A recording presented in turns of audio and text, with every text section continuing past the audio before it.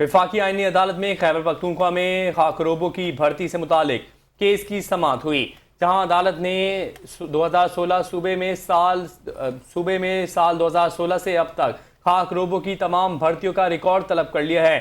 अदालत ने करार दिया है कि जायजा लिया जाएगा कि खैबर पख्तूनख्वा में भर्तियां कानून के मुताबिक की जा रही हैं या नहीं। अब अहम खबर अपने नाज़रीन को दें कि वफाकी आईनी अदालत में खैबर पख्तूनख्वा में खाकरोबों की भर्ती से मुतालिक केस की समाअत हुई, जहां अदालत ने सूबे में साल 2016 से अब तक खाकरोबों की तमाम भर्तियों का रिकॉर्ड तलब कर लिया है।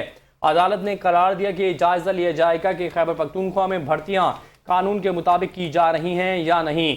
वफाकी आईनी अदालत में खैबर पख्तूनख्वा में खाकरोबों की भर्ती से मुतालिक केस की समाअत हुई, जहां अदालत ने सूबे में साल 2016 से अब तक खाकरोबों की तमाम भर्तियों का रिकॉर्ड तलब कर लिया।